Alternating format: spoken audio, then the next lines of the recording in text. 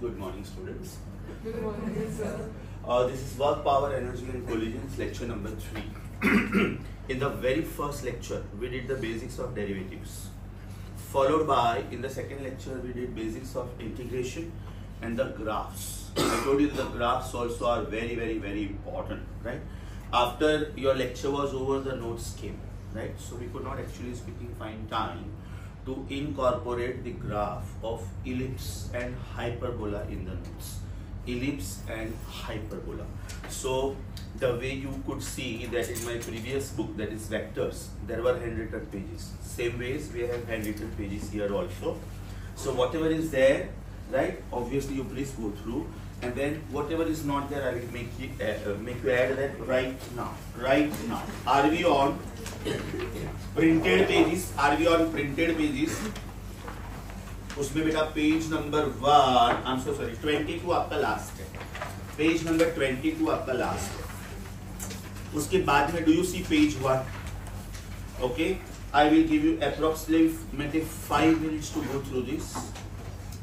Everything is being taught to you. Whatever is there on page number 1, whatever is there on page number 1 is being discussed with you. Work done, the basic formula, force into displacement.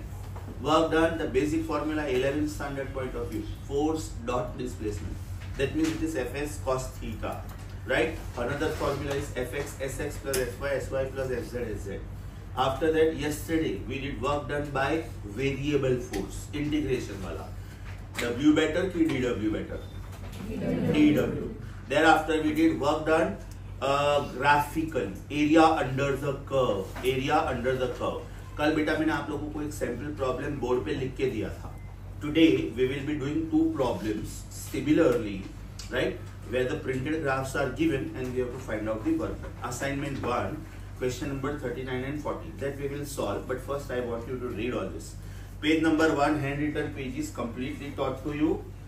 Page number 2, left top yes, right top yes, left bottom no, right bottom yes. That means page number 2 पे बेटा left bottom को छोड़ के सब सिखा दिया है. तो लेफ्ट बॉटम पे जो है ना conservative force, non conservative force का एक टेबल है पेज नंबर 2 पे, उसको आप पेंसिल से डॉट करते हो. Work done in terms of kinetic energy लिखी है. अब भी बेटा मैंने टाइटल क्या लिखा है? Kinetic energy, right? तो ये अब भी मैं करवा दूंगा, कोई बात नहीं है, अब भी मैं करवा दूंगा. पेज नंबर 1 पे राइट साइड पे third point, F is equal to dW upon ds नहीं करवाया है मैंने, राइट? एकदम सिंपल है. इधर देखो बेटा, एकदम सिंपल है, पपलू, एकदम पपलू. Can we say any kind of energy is capacity to do work? Yes और नो? अभी W बेटर है कि dW बेटर है? Very good. अभी आपने क्या बोला था? Work is force into displacement. Yes और no? Yes or no? So can I say force is dW upon ds, and therefore can I say this derivative of work with respect to displacement? आप लोगों ने जो मुझे अभी बोला ना कि सर फर्स्ट पेज पे राइट साइड पे टॉप पे थर्ड फॉर्मूला नहीं हुआ है. Is it not easy now? अच्छा, apply common sense.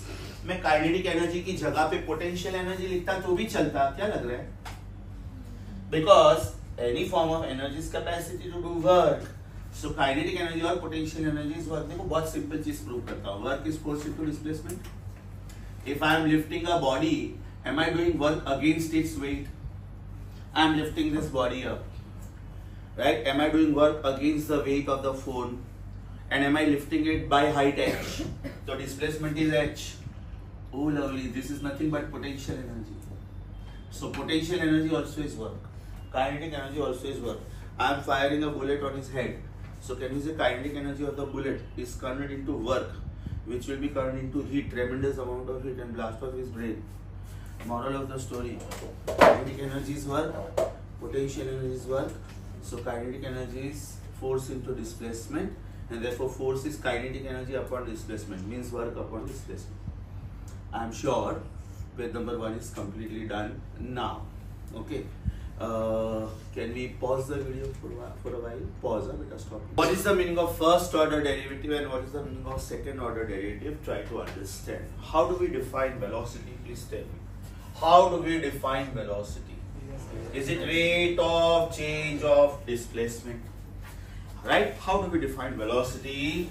Velocity is V is ds by dt. Yes or no? So how do you put this in words?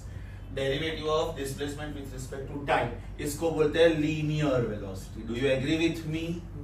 Linear velocity. How do you define linear acceleration? Come on. How do you define linear acceleration? It is A. It is dv by dt. अभी ध्यान से देखो बेटा, अभी ध्यान से देखो. Can I rewrite this dv by dt as? Can I rewrite this dv by dt as? V मतलब ऊपर वाला फॉर्मूला. V मतलब ऊपर वाला formula. So can I write this as d by dt of s? समझा? ये v की जगह पे मैंने ds by dt लिखा. Now this is pronounced as d square by dt square of s.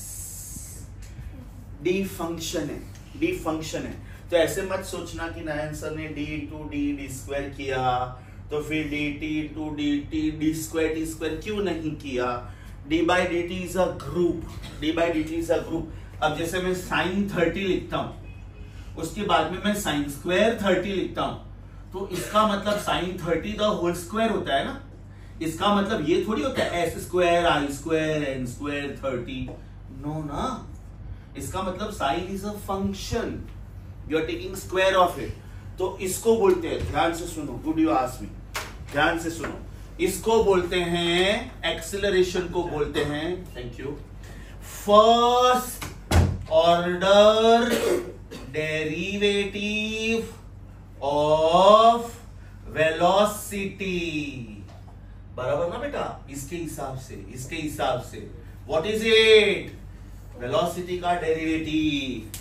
लेकिन इसके हिसाब से क्या बोलने का, ध्यान से देखो, मैं जो कलर से हाईलाइट कर रहा हूं वही कलर से लैंग्वेज लिख रहा हूं.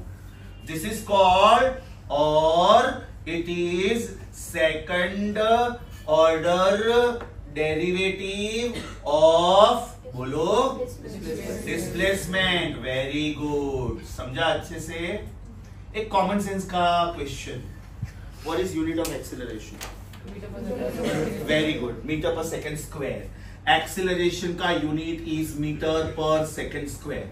अब आपने एक बार इसको लिखा dv by dt और आपने दूसरी बार इसको लिखा d2s by dt square. Yes और नो? तो v का मतलब मीटर पर सेकेंड, t का मतलब पर सेकेंड, s का मतलब मीटर, टाइम स्क्वायर का मतलब सेकेंड स्क्वायर. बेटा दोनों बार आंसर सेम आया कि नहीं? मतलब एक्सीलरेशन लिखने का अलग अलग स्टाइल्स है. Physics type definition, physics type. Rate of change of velocity. What is it? Rate of change of velocity. Mathematics का स्टाइल, सॉरी इसकी बात कर रहा हूं. Acceleration is rate of change of velocity with respect to time. So linear acceleration is rate of change of linear velocity with respect to time. ये physics वाला definition हो गया. अभी मैथ्स वाला definition. Either it is first order derivative of velocity or it is second order derivative of displacement. बेटा ये किधर मिला आपको? ये वर्ड किधर मिला? Right side. Fantastic, fantastic. अभी उधर स्टार करो. इधर ये जो वर्ड मिला ना, जिधर भी उधर स्टार करो, उधर स्टार करो. Right now at the bottom of this page, you write star. और बेटा यहां से शुरू करके यहां तक कॉपी करो. It is very very good you ask me, because this is explaining you what is this meaning of second order derivative. अभी आगे सुनो बेटा, आगे सुनो. When I go for third order derivative, it is written like this: d cube by dt cube. When I write fourth order derivatives, it is d raised to 4 upon dt raised to 4. Likewise, nth order derivatives dn upon dtn. Biology students को सिर्फ second order derivative तक है. Maths students को nth order derivative तक है. आप लोगों को सिर्फ सेकंड ऑर्डर डेरिवेटिव तक है. right? And it is also called differential equation, right? The mathematical equation, ये भी लिखना, the mathematical equation in terms of derivative,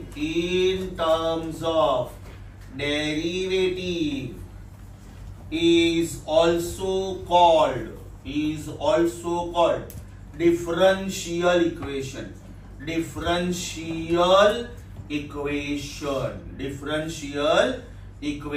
आगे सुनो, this is differential equation of first order. This is differential equation of first order, क्योंकि आपने first derivative लिया, first order derivative.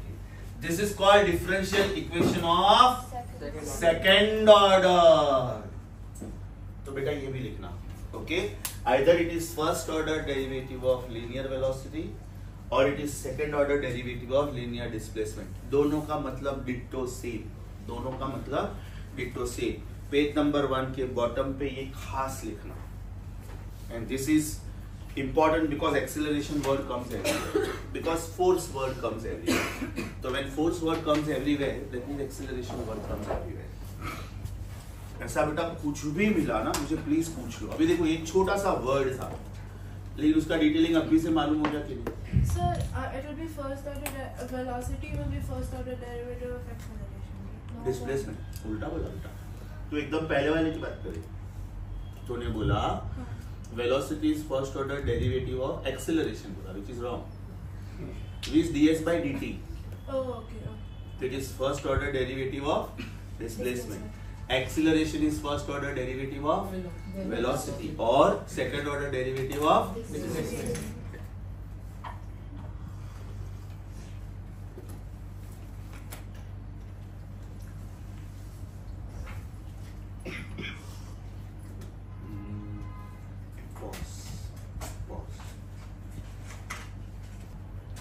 The way we say ax square plus bx plus c is equal to 0 is quadratic equation because इसका power 2 आया, right? अभी जरूरी नहीं कि इसमें x का टर्म हो. Example x square minus 3x plus 2 is equal to 0 is quadratic. अभी ऐसा भी तो हो सकता है ना कि x square plus 2 is equal to 0. इसका मतलब x square is minus 2. इसका मतलब x is root of minus 2. In the language of mathematics, this is called imaginary number, because negative number का root नहीं होता है. Negative number का root नहीं होता है. In fact, root of -1 is written as I, small I, and I stands for imaginary. I stands for imaginary. तो बेटा quadratic equation तो फिर ये भी हुआ ना, x square minus 25 is 0. That means the factors are x plus 5, x minus 5. Yes or no? मतलब quadratic equation is the equation of power 2. अगर इसमें 3 होता तो cubic. Yes or no? 4 होता तो polynomial. So likewise in mathematics, now onwards always remember, whenever you see equation in terms of d by dt, अभी मैंने एक फोर्स का इक्वेशन लिखा था, किसी ने तो पूछा था dw by ds. So whenever I write equation as d by dt of something, d by dy of something, d by dt of something, d square y by ds square, right? D cube y by dy cube, then that is called differential equation. The equation in terms of derivatives is also called differential equation. This is first order because d by dt. This is d by dt 2 times, no? D by dt and d by dt. So second order. D by dt and d by dt and d by dt. अभी आप लोगों को किसी syllabus में है नहीं, लेकिन मैं दे देता हूँ ऐसे ही to make you understand third order. There is a word called jerk. There is a word called jerk. And jerk का definition है, it is derivative of acceleration. It is derivative of acceleration. मतलब बेटा इसका unit है metre per second cube. अभी आप कैसे लिखोगे? Jerk is dA by dt. One style of writing it. Is it d by dt of v बराबर? And this is d by dt of s. तो बेटा ये हो गया third order derivative of displacement, second order derivative of velocity, first order derivative of acceleration, ये engineering का term है। मेरे हिसाब से आपको लिखना है तो उसमें कुछ गलत नहीं है, कुछ ज्यादा ही सीखोगे ना, लिख के रखो किधर। So sir, at work, what will be second order derivative? वो हर एक चीज में अप्लाई नहीं होता है बेटा, कभी कभी अप्लाई होगा उसका नाम है, नहीं अप्लाई होगा तो नहीं लिख सकते। सर ये एंगुलर में भी अप्लाई है? 100% बेटा, 100%, वेरी गुड। सोच के बताओ, मैंने v इक्वल टू ds/dt लिखा, आप इसका काउंटर पार्ट कैसे लिखोगे? d थीटा याद करो, v ओमेगा बना था, s थीटा बना था, a अल्फा बना था। चलो make me feel proud, v is ds/dt, no? That means omega should be d theta by dt. A is dv/dt. Alpha should be d omega by dt. Then A is d2s/dt square. So d2 theta by dt. Perfect, very good, एकदम perfect. In fact circular motion chapter जब मैं शुरू करूंगा ना, सबसे पहला page ही ये है। ऐसा मैं टाइटल लिखूंगा, linear motion, angular motion, S therefore theta, V therefore omega, A therefore alpha, F therefore torque, P therefore L, जो मैंने ऑलरेडी लिखा था पास्ट में, वो रिपीट होगा table. Pause please. You will come across one sentence, work is independent of time, right? Now you might think, sir, when we write power is rate of doing work, तो sir इसमें तो formula में time आ रहा है, इसमें तो formula में टाइम आ रहा है। Mind you, this is another way of writing work, but otherwise when you think about work independently, is it potential energy और kinetic energy? Potential energy is mgh, kinetic energy is half mv²। अब मैं bullet fire करता हूँ, उससे time को क्या लेना देना है? But the bullet is fired, right? When I lift this pen up, I'm displacing the body through height h, so the potential energy is mgh, right? Now somebody is doing this in 1 second and somebody is doing this in half second. Second person is more powerful because that person could complete the activity in half the time. So power depends on time, not work. Work is independent of time, power depends on time, because power is rate of doing work. Work done by both is same. Work done by both is same. Very good. ध्यान से सुनो, everybody here.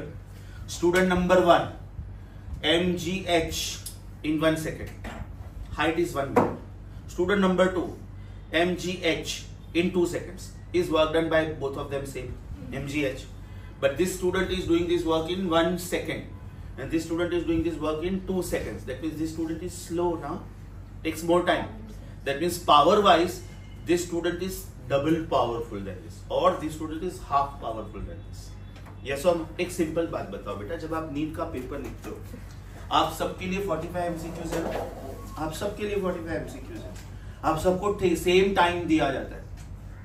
अभी कोई student बोलेगा कि sir मेरा 45 MCQs हो गया, राइट, 50 मिनट्स में, और लास्ट में मेरे पास 10 मिनट्स बचा to check the paper. Student number 1, student number 2 बोलता है सर मेरा 4 क्वेश्चन छूट गए। अभी बेटा दोनों को कुछ पार्शियलिटी किया था क्या मैंने? दोनों को 45 MCQs दिया था, दोनों को सेम टाइम दिया था। So the one who completes faster is more powerful, the one who takes time और the one who left some questions is less powerful. But can I say amount of work assigned to both the students is the same?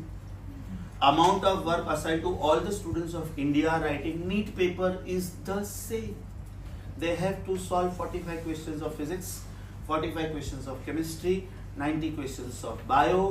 Time given to all of them is 180 minutes. That is all. So the one who does it faster and gets good marks is more powerful knowledge wise. Is that very clear now? So work is independent of time, power depends on time. Please continue reading. Pause. Number 1 में you came across work done by variable force. You came across work done by several forces. You are coming across work done graphically. Area under the curve. आपको एक graph दिखेगा वहाँ पे, force on y-axis and displacement on x-axis. So can we say area under the curve is work done? Are you now on page number 2? Page number 2. Your school level knowledge. Where did you come across this kind of a format where you see derivative? Current is dq by dt. Current is rate of flow of charge. Yes or no? Velocity is rate of change of displacement. Acceleration is rate of change of velocity. Yes or no?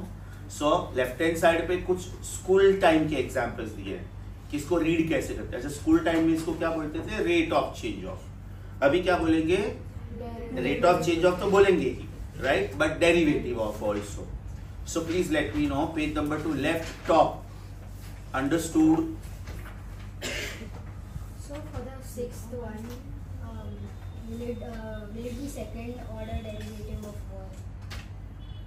with respect to that? Sixth one, force is dp by dt. So it is d by dt of d by dt of w. Fantastic, very good बेटा, very good. उसने क्या बोला कि sir will force be second order derivative of work? Yes. ध्यान से देखो बेटा. Force is rate of change of momentum. Can I write this as d by dt of? This is momentum. This is not power. Oh, okay. This is not power. Sorry. This is momentum. तो एक काम करो बेटा, because P symbol comes for three things. P comes for power, P comes for pressure, P comes for momentum. तो इधर आप spelling लिख के रखो momentum. Otherwise you may misunderstand this as power. So it is first order derivative of momentum. She was talking about page number 2, left side, sixth formula. Force is rate of change of momentum. Please let me know. Page number 2 left side समझा? Page number 2 left side top समझा? What about right side top? Basic derivative तो मैंने इससे कहीं ज्यादा दिए हैं, सारे के सारे दे दिए उधर. Am I right? अभी page number 2 left side bottom छोड़ दो temporarily. Conservative force, non conservative force, I have not yet taught you this. Page number 2 right side bottom, integration. Yes everyone, integration. Correct. अभी page number 3 left top, यहां से मैं शुरू करने वाला हूं. Concept of kinetic energy and potential. I will go one by one. Today I'll be doing only kinetic energy. We will be doing alternate formula, because kinetic energy का आप लोगों ने अभी तक एक ही formula सुना है, half mv square. So we are going to do alternate formula. Then we are going to understand this graphically. Then we'll be doing some MCQs. Then we'll be doing one small theorem, work energy theorem. Very interesting theorem. अच्छा, कल हम लोगों ने जो graph किए थे, 5 graph किए थे, याद करो. Straight line, circle, ellipse, parabola and hyperbola. लेकिन आपके नोट्स में 3 ही ग्राफ है, चेक करो. पेज नंबर 3 बॉटम, आपको लेफ्ट साइड पे 3 ग्राफ दिख रहे हैं. Straight line passing through origin, straight line not passing through origin, बाद में सर्कल. स्ट्रेट लाइन का इक्वेशन क्या है बेटा? y is equal to mx if it is passing through origin, y is equal to mx plus minus c if it is not passing through origin. m का मतलब slope. Slope का alternate meaning क्या है? Any idea? tan theta. Very good. Slope का alternate meaning is tan theta. ये straight line हो गया. What is the meaning of circle? I mean what is the equation of circle? x square plus y square is r square. That means x keeps changing, y proportionately keeps changing, but r will always be constant. X square plus y square is r square is the equation of circle. Mind you, radius is constant. Radius vector is not constant vector. I repeat, radius is constant. आपको diagram में radius vector दिख रहा है? आपको diagram में radius vector दिख रहा है? So please note, radius is constant, but radius vector is not constant vector because the direction keeps changing. So please let me know. ये 2 ग्राफ समझा. तीसरे ग्राफ में पैराबोला 2 स्टाइल में ड्रॉ किया है. Day dreaming is injurious to health baby. Day dreaming is injurious to health. हाँ, इधर रहो क्लास में, बाकी लोगों के बारे में बाद में सोचो. Be selfish about your studies. उसके लिए पूरी लाइफ पड़ी अपने पास. ओके, लेफ्ट साइड का ग्राफ कौन सा पैराबोला है? Symmetric about x axis. तो उसका स्टाइल क्या रहता है? It is of the type y square is proportional to x. Right, ये वाला ग्राफ हुआ, ये वाला graph. Am I right? This is y square proportional to x type and this is x square proportional to y type. What was the technique to remember this?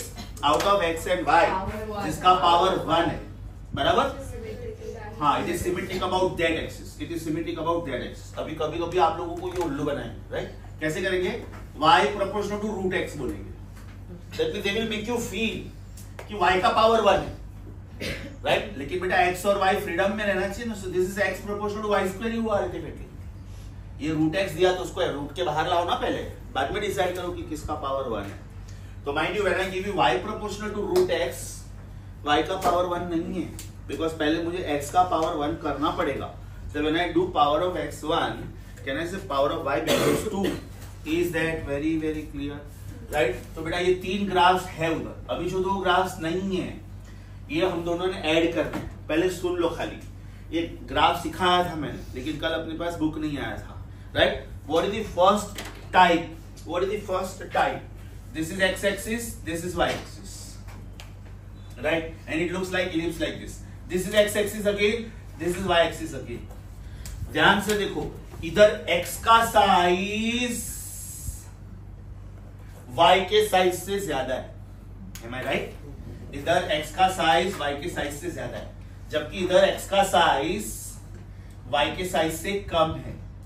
y के size से कम है.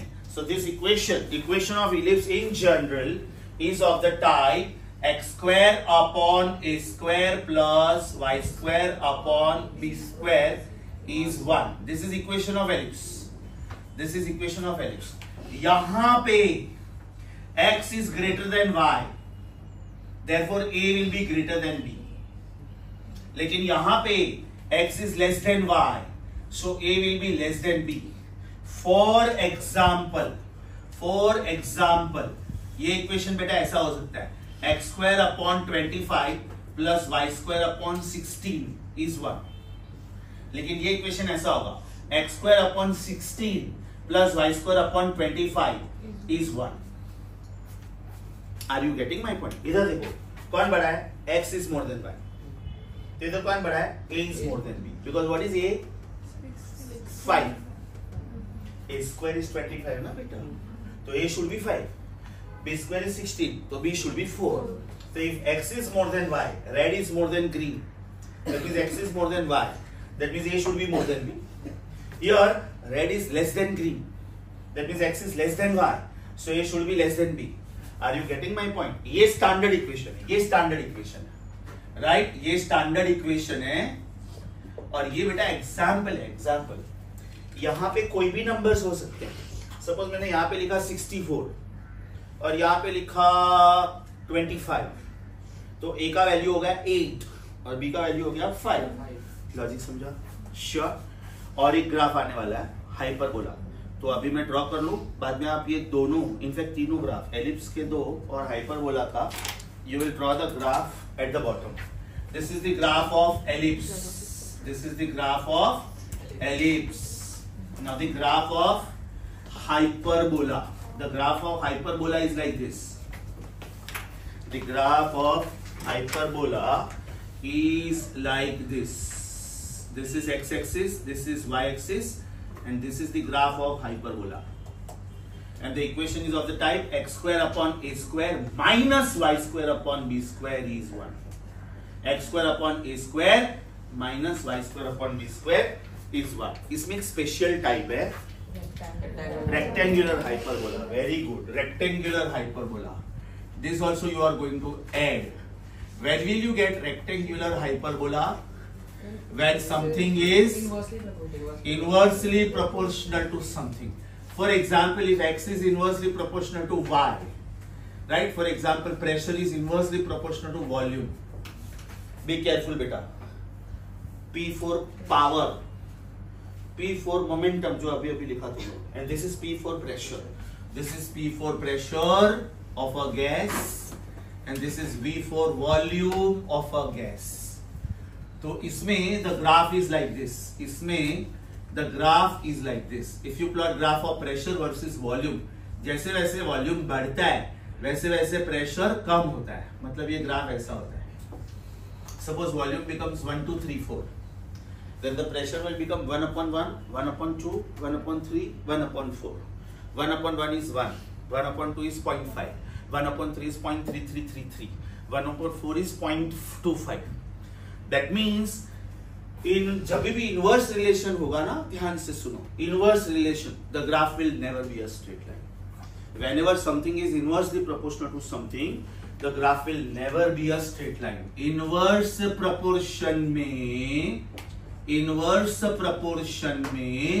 the graph will never be a straight line. Inverse proportion में the graph will never be a straight line. अब जब आप इसका mirror image draw करोगे, right? जब आप इसका mirror image draw करोगे, तो बेटा ये ग्राफ इसके जैसा दिखता है कि नहीं? फर्क सिर्फ इतना है कि ये ग्राफ ऐसा है और ये ग्राफ ऐसा है, लेकिन उसका नेचर तो सेम ही दिख रहा है. यस और नो?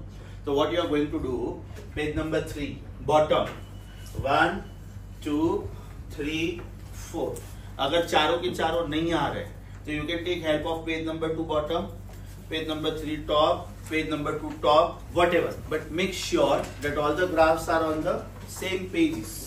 तो सामने सामने जब आप एग्जाम टाइम पे रीड करते हो, you are coming across all the graphs simultaneously, right? I repeat, page number 2 3 जिधर भी जगह मिलता है 1 2 3 4, this is hyperbola, this graph is hyperbola, और उसके ऊपर जो मैंने ड्रॉ किया है ना इधर, this is rectangular hyperbola.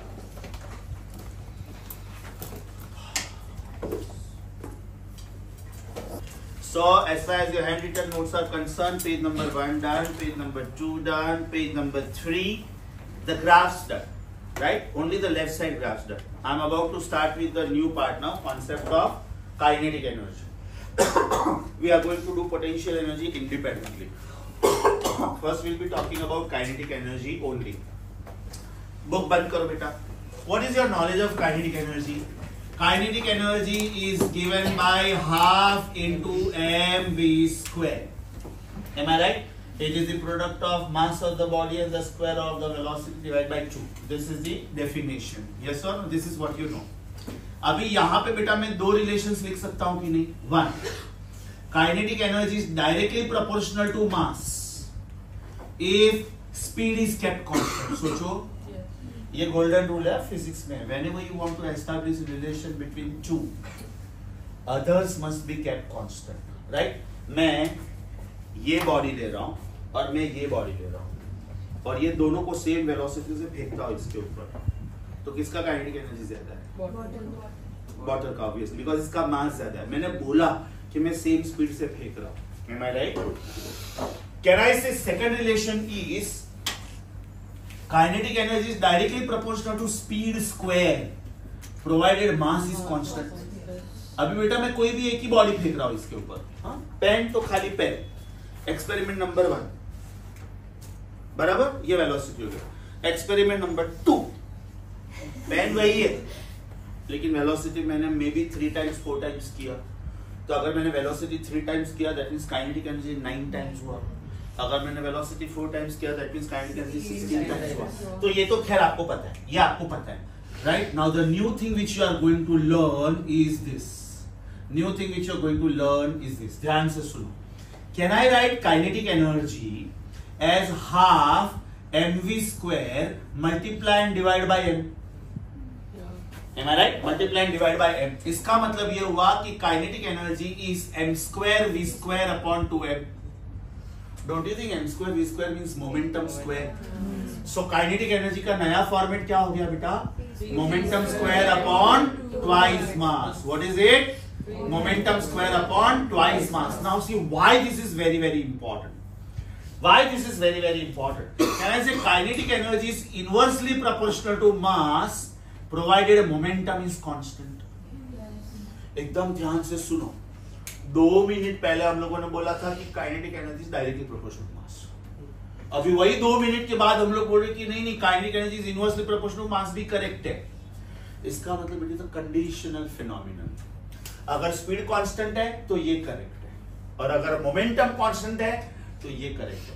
इसका बेस्ट एग्जांपल सुनो. Best example rifle bullet example.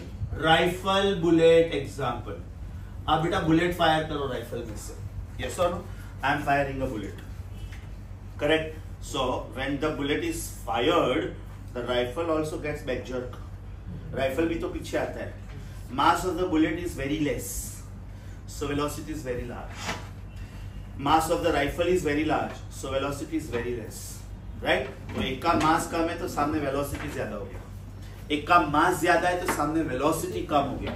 This is called law of conservation of momentum. This is called law of conservation of momentum. So who is constant here? This one. And what is the name of this law? This is called law of conservation of momentum, right? I'm going to prove it very systematically, but for the time being I'm writing the short form LOCOM, law of conservation of momentum. Is that clear? What will be the second relation, students? Kinetic energy will directly proportional to the momentum square if mass is kept constant. If mass is kept constant. समझा अच्छे से? इसका मतलब kinetic energy directly proportional to mass भी correct है, kinetic energy inversely proportional to mass भी correct है। Directly proportional to mass when speed is constant, inversely proportional to mass when. Now something very very important. अभी हम लोग अपना वो knowledge use करने वाले हैं जो हम लोगों ने ग्राफ में सीखा। ग्राफ में सीखा, देखो कितना वेरिएशंस आ रहा है। माय फर्स्ट ग्राफ, सोच के बोलना बेटा। My first graph, kinetic energy versus mass when. Very nice, I was expecting this कि सर आप ये पूछ रहे हो कि ये पूछ रहे हो। तो बेटा मैं दोनों ड्रॉ कर रहा हूं, अभी मैं दोनों ड्रॉ कर रहा हूं। My graph will be this और my graph will be this. ये कब होगा? When v is constant. बेटा ये लिखना बहुत जरूरी होता है, राइट? अगर आपने ये नहीं लिखा तो मैं बोलूंगा आपका ग्राफ गलत है। What if p was constant? तो ये लिखना बहुत जरूरी होता है। Relation between two and others are kept constant. यहां पे क्या आएगा बेटा? Momentum. When momentum is kept constant, that means graph of kinetic energy versus mass is a straight line passing through origin, right? When speed is constant and it is hyperbola when it is momentum is constant. Yes everyone? अभी सोच के answer देना, एकदम सोच के answer देना। Tricky question. What is graph of kinetic energy versus v square?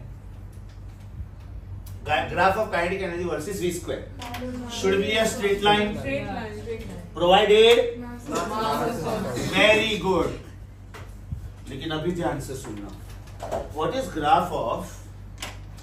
Graph of kinetic energy versus v?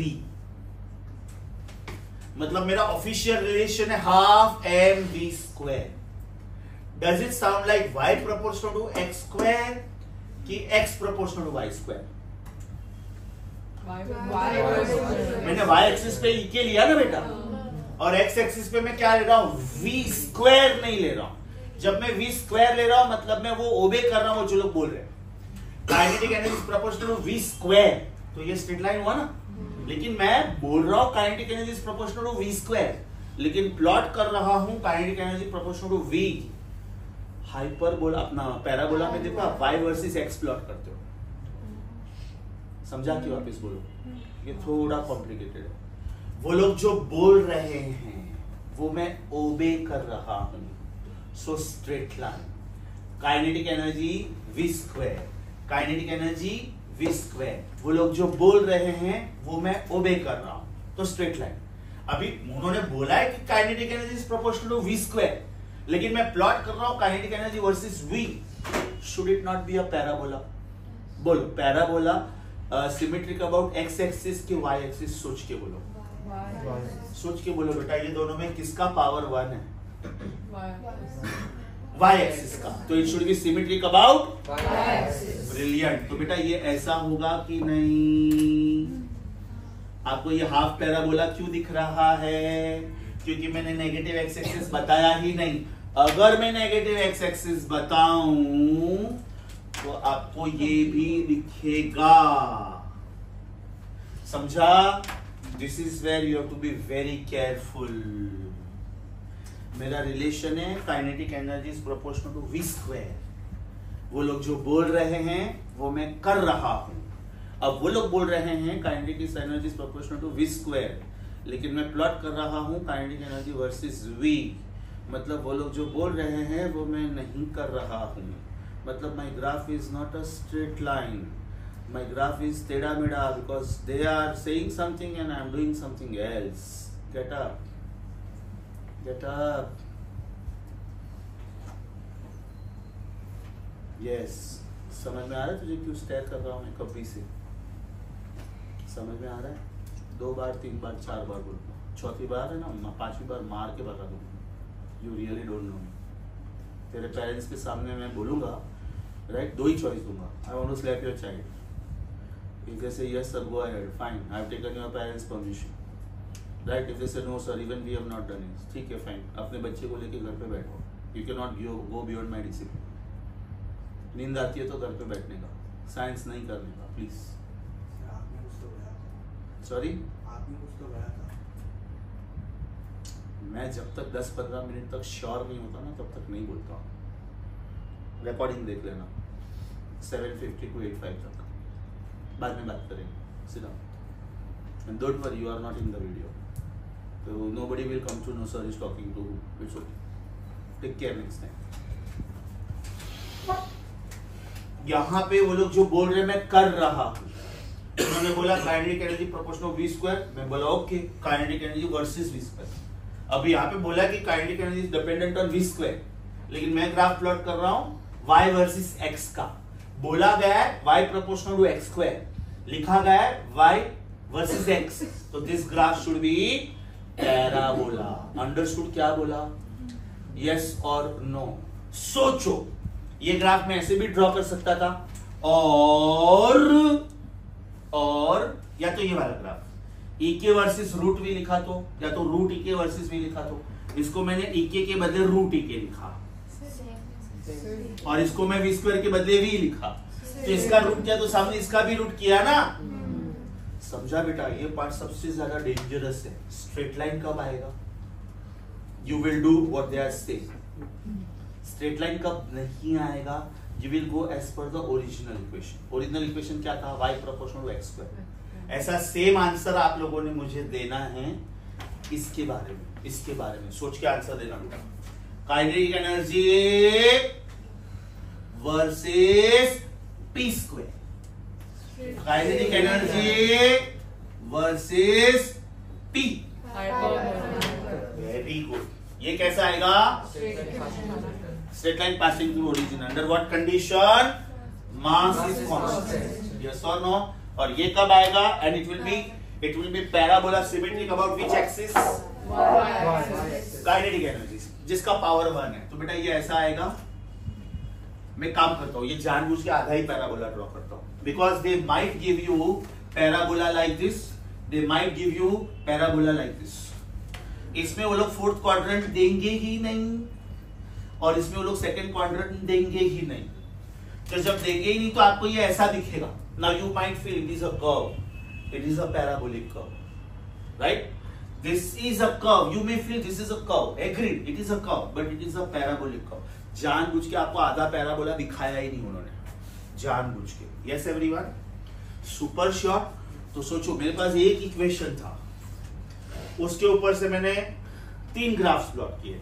e के versus n, e के वर्सेस v स्क्वायर, e के versus v.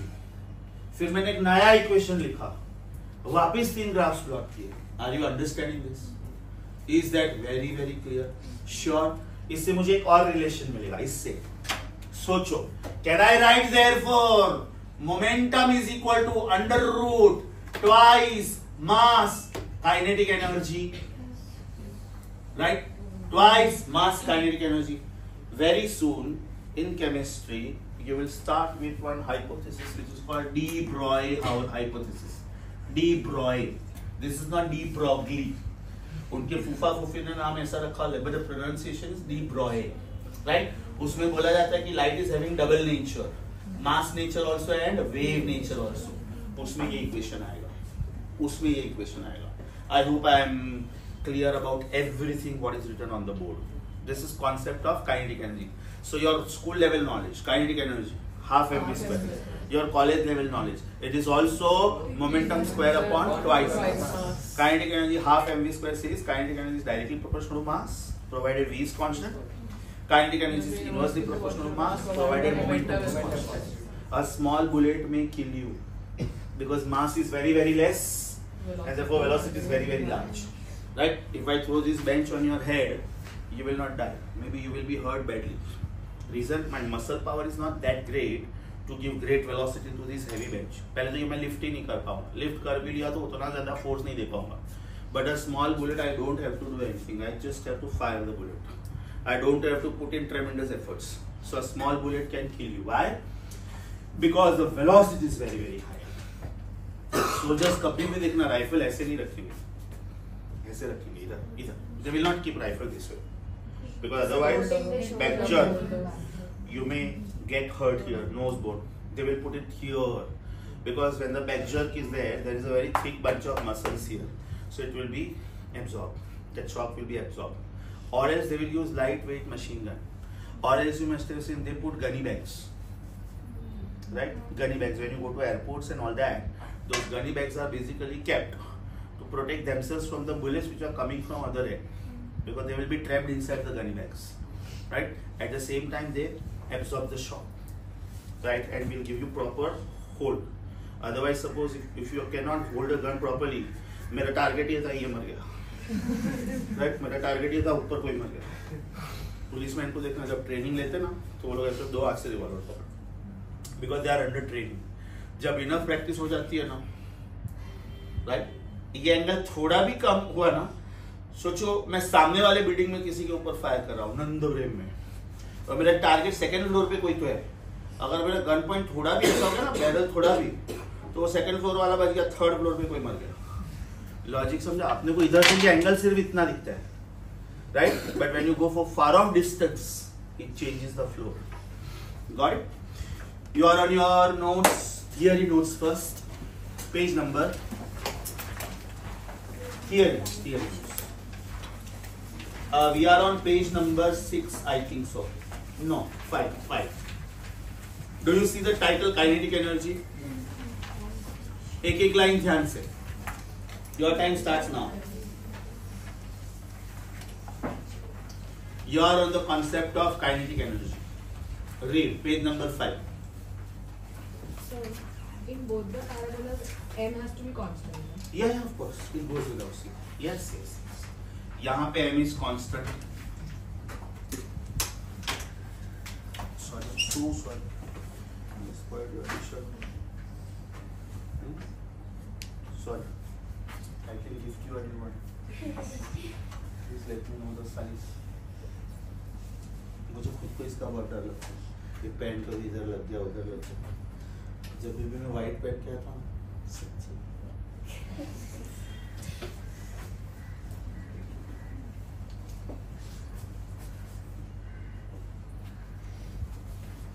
when you're done with page number 5, please let me know.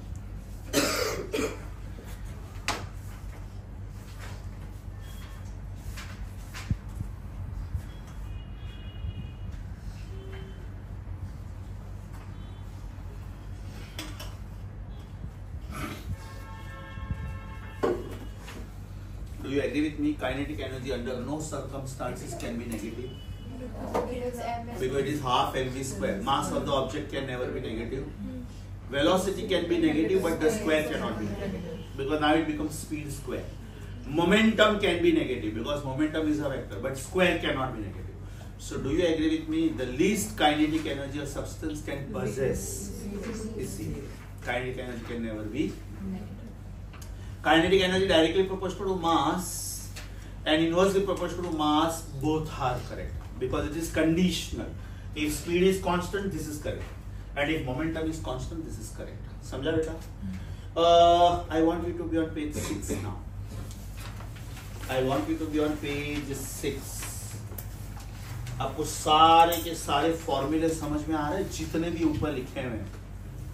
For your entire syllabus important now. अभी तक आप लोगों ने एक ही सुना था, half mv square. Now it is p square upon 2m also. In fact, third one उधर लिखा नहीं है.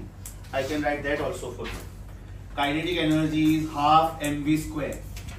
Can I write this as half mvv? So can I write this as half pv? Just for your knowledge. P for no power, no pressure. P for moment. लिख के रखो additional ऐसे ही अपने knowledge के लिए. अभी बेटा सारे के सारे ग्राफ्स लिखो आप, राइट?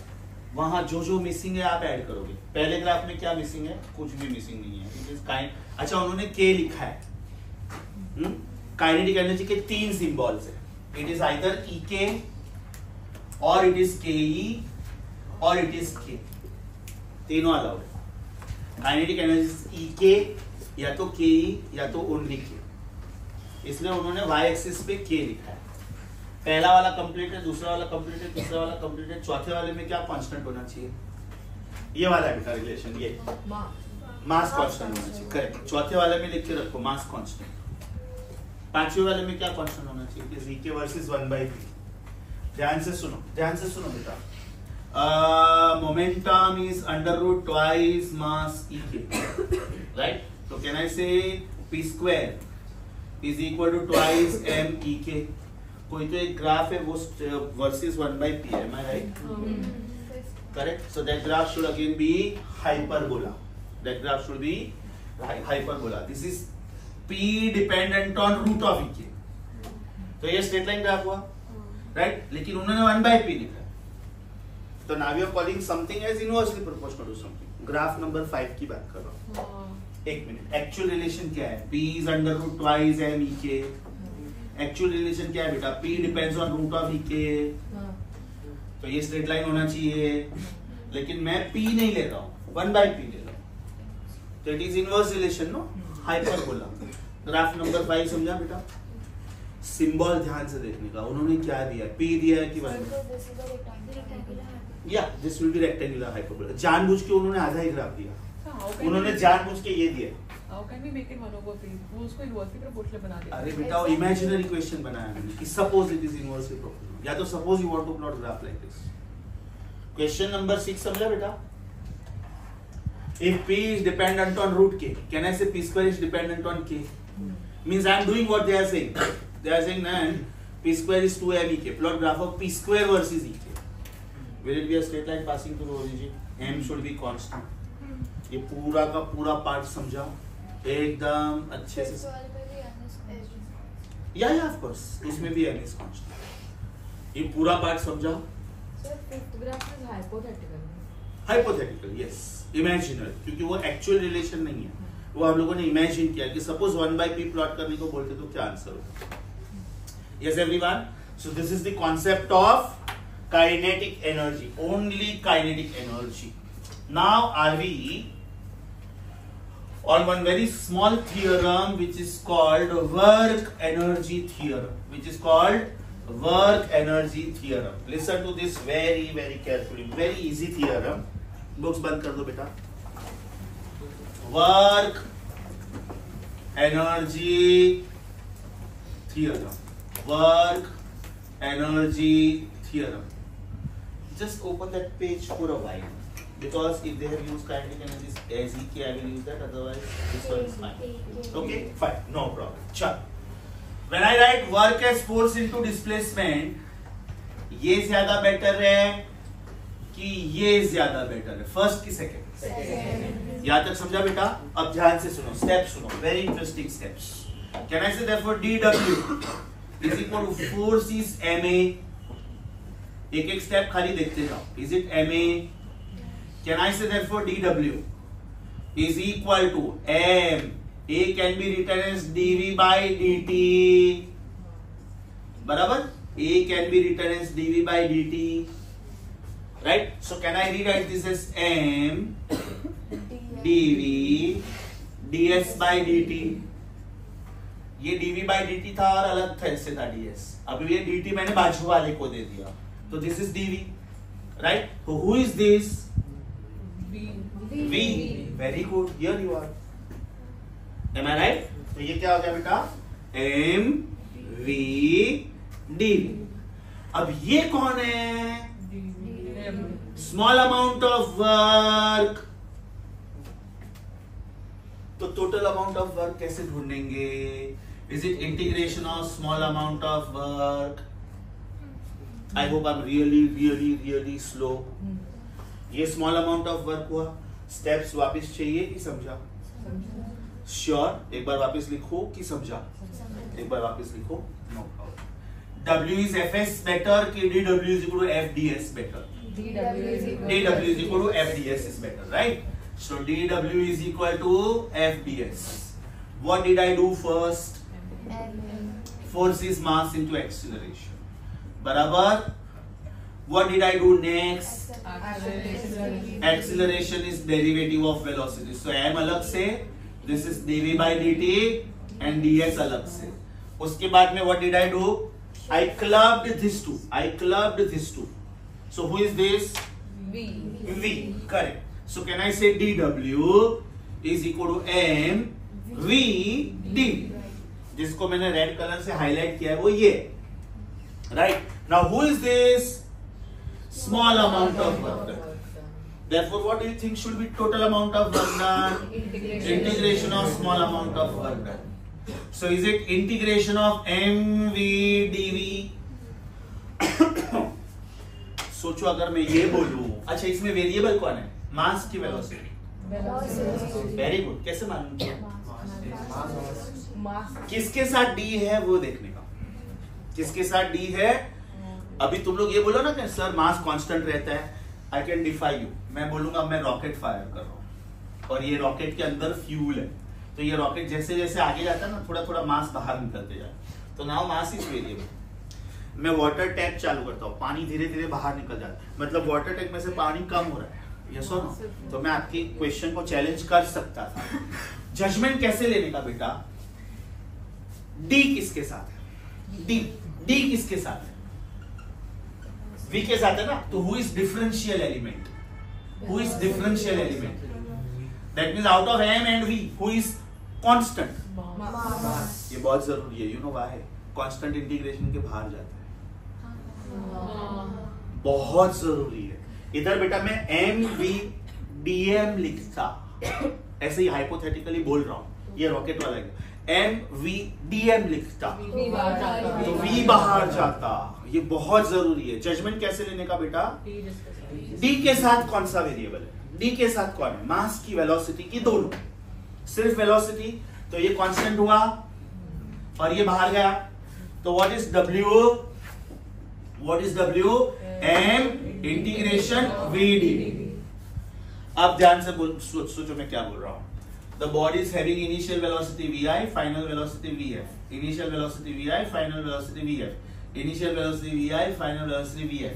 तो ये डेफिनेट इंटीग्रल हुआ कि इनडेफिनेट?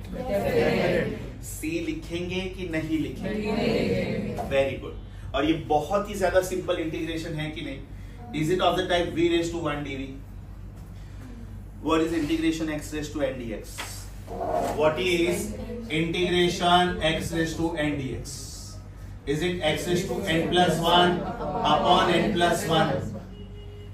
अभी बेटा x की जगह पे v है, n की जगह पे 1 है और dx की जगह के ऊपर dv है. तो how will you write integration v raised to n dv? बोलो. Will it be v raised to n plus 1 upon n plus 1? चलो make me feel proud. Can I say W is equal to m as it is? V square upon 2 V initial V final. बाद में क्या किया था? Last step of the derivation. बाद में क्या किया था? जिधर V उधर अपर लिमिट, माइनस साइन. जिधर V उधर लोअर लिमिट. तो what is my final most step? W is equal to m V final square upon 2 minus V initial square upon 2. ध्यान से देखो. Does it look like half m V final square minus half m V initial square? Is it final kinetic energy minus initial kinetic energy? Therefore, it is change in kinetic energy, and that is why it is called work energy theorem. The work done is converted into change in kinetic energy, or change in kinetic energy was the work done. Change in kinetic energy was the work done. Now apply common sense. When one kind of energy disappears, other kind of energy reappears. Yes or? अगर ये body को मैं यहां से release कर रहा हूं, फिलहाल इसका काइनेटिक एनर्जी कितना है? 0. पोटेंशियल एनर्जी कितना है? Highest mgh. अब इसका धीरे धीरे काइनेटिक एनर्जी बढ़ते जाएगा और पोटेंशियल एनर्जी कम होते जाएगा. So in future, if I want to write W is equal to delta PE, I can write it. Law of conservation of energy. When one kind of energy disappears, other kind of energy reappears. Yes or no? ये body कितने height से इसके ऊपर गिरेगा, accordingly इसको hurt करेगा ना. ये मैंने इधर से छोड़ा, ठीक, बस. अभी मैंने इसको इधर से छोड़ा तो थोड़ा ज्यादा लगेगा. मैंने 10th फ्लोर पे जाके छोड़ा, भले ये छोटा पेन है लेकिन बहुत लगेगा इसको. Reason, potential energy is high. Got it? समझा अच्छे से बेटा कि रिवाइज करो. I was very slow. It is very beautifully given over there, very beautifully. Page number 6 का बॉटम देखो, पेज नंबर 6 का बॉटम देखो. और अगर आई थिंक आप हैंड रिटन पेजेस देखोगे तो भी चलेगा. Let me just cross check.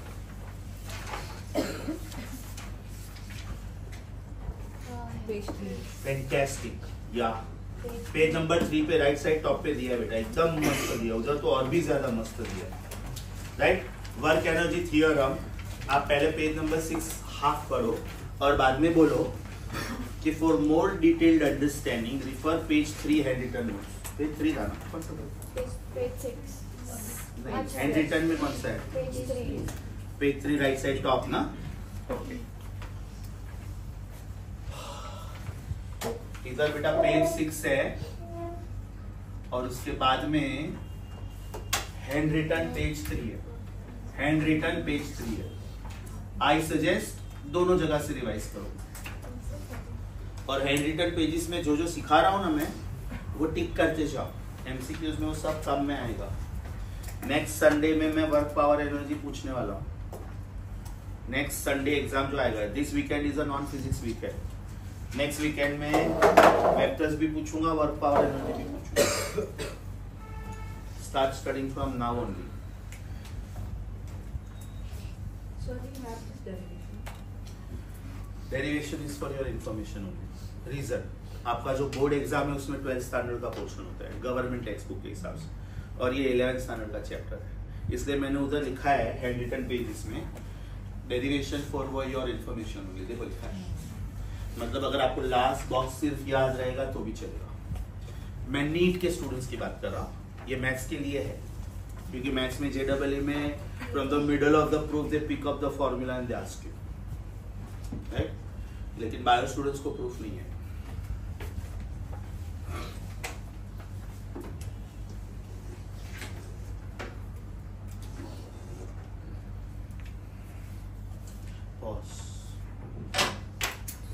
My next lecture will be 99.9% on Tuesday. ये ट्यूसडे का होमवर्क है, राइट. कॉन्फिडेंस नहीं है तो पेंसिल से करना please. You should do this homework on working space. I will discuss all this questions on Tuesday without fail. Simple reason, Sunday exam में अगर मुझे एमसीक्यूज पूछना है, I should have taught you something, right. तो mostly I will be taking help of this types. I will take help of graphs. ये homework लिख के रखो बेटा. और अभी भी आपके पास एटलीस्ट 20 मिनट्स है. My suggestion is start doing. Anyways ये होमवर्क है आपको नेक्स्ट टाइम का, तो अभी टाइम है तो यूज करो ना, because I will have to leave my last batch about 15-20 minutes early. So I am taking all the lectures of 90 minutes today. You use your time. For you it is 105 minutes. तेरा हो गया बताइए. Practice paper शुरू कर. Questions बोलो कि ढूंढ लेगा. और मेरे पास एक बेटा ये पेपर पड़ा है JEE मीन्स का. JEE मीन्स का पेपर. हाँ, ये मैं सिर्फ मैथ्स के स्टूडेंट्स को देता हूँ, लेकिन अगर आपको भी चाहिए तो मैं एक कॉपी मेरे स्टाफ के पास छोड़ के जाऊंगा. बायोलॉजी स्टूडेंट्स को अगर सिर्फ कुछ हाई लेवल सॉल्व करना है, मैं छोड़ के जाऊंगा. You can take it, no problem. So see you next week. Switch off the recording, please. Thank you.